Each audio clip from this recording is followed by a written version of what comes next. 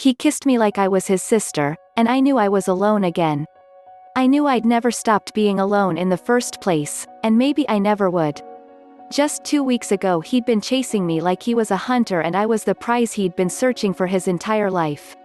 "You're so beautiful," John would text me out of nowhere in the middle of the day. A smile would bloom on my face. I'd blush. I'd feel this heat in my chest and this wonderful, terrible hope growing in me.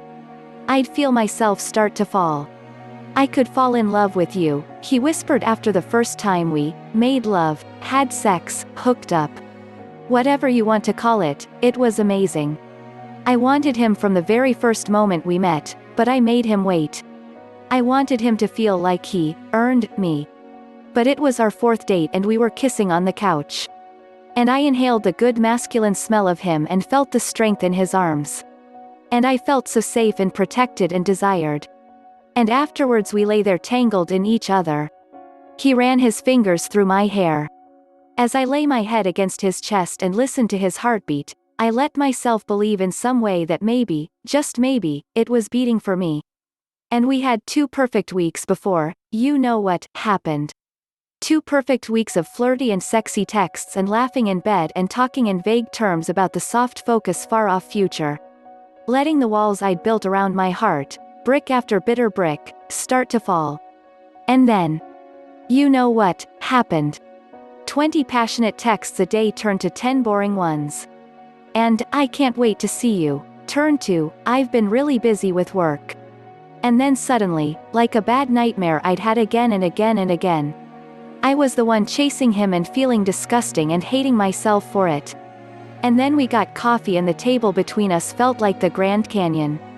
And while he used to pull me towards him, pick me up in his arms and kiss me like a movie star, he just bent down a little and kissed me like his sister and walked away a ghost. And I knew I would never hear from him again. "Kate, I thought you finally learned this with Sean," my best friend Sally said as she hugged me while I sobbed. Sally, whose idea of a successful relationship was a guy remembering her name after a one-night stand, or paying for the Uber ride home. She showed up with ice cream and bad advice 33 minutes after I texted her. "The guy you want, Kate? He doesn't exist. You would have found him by now. You're better off just being alone." I lay there that night, hugging my pillow. Alone. Just like she said. Feeling a raw wound where all my hope used to be. Thinking about Bill, who I met at a drunken party back in college. Or Mark from work, who chased me until I finally agreed to go out with him. We had 3 dates and then he wouldn't talk to me and never looked me in the eye again. Or Chris, who I was even engaged to. Who I spent 5 years with, only 2 of which were any good, because I didn't want to be alone.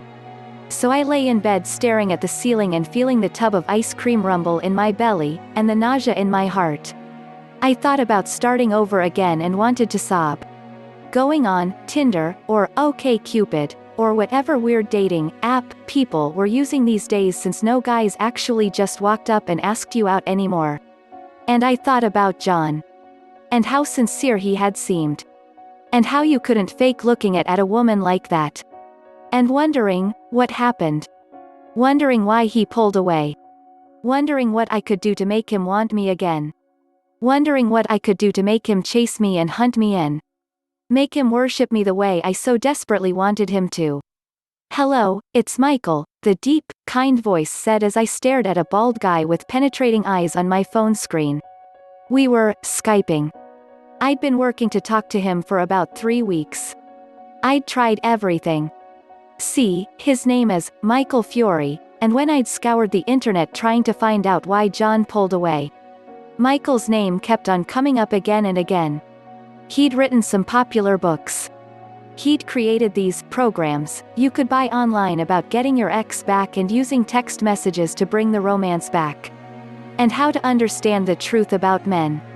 I'd even seen a video of him on The Rachel Ray Show, and liked his page on Facebook, just like over 2 million other women. And I hoped and prayed and hoped again that he could help me. "Hi, Mike, my name is Kate and, I babbled. I couldn't believe I was finally talking to him. I mean, I'd had to work hard to get this interview. I'd told him I had a blog and a podcast and wanted to interview him. Because his staff said that he was really busy. His staff said he didn't do one-on-one consulting. Hi, Michael. Hi. It's really nice to meet you, I said. Yeah, you too. So, how can I help you? Are we recording? What do you want to talk about? He said, and I felt ice in my heart. What was he going to say if he found out I lied? So, I wanted to talk to you about why men pull away, I said. Like, all the women in my, audience talk about this, like it starts out great and then after a few months or years or whatever, things change, and you become invisible, he interrupted. Yeah, how did you? I asked. He stopped me right away. I get this one a lot. A lot. Every day. It's the big question. And it's the question what's the name of your show again? I know everybody in this niche and I've never heard of you, so. It's I scrambled for a name. I'm not creative. I never have been. I decided to tell the truth and hope it was okay. I don't actually have a show or anything. I'm just a woman from the Midwest and, the tears started flow. I just don't know what to do. I met this guy. And I thought he was different, but he wasn't. And it hurts so much and I feel so stupid. I told him the whole story. The whole story about John. The whole story about every man, my whole life. Listen, Kate, I feel for you. You're not stupid. You just fell in love. And I want to help you. I do.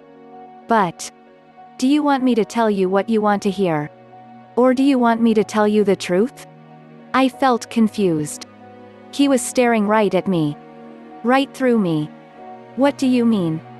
I asked. I heard defeat in his voice. He suddenly seemed exhausted. Look, I've been doing this a long time, he said. I've helped a lot of people.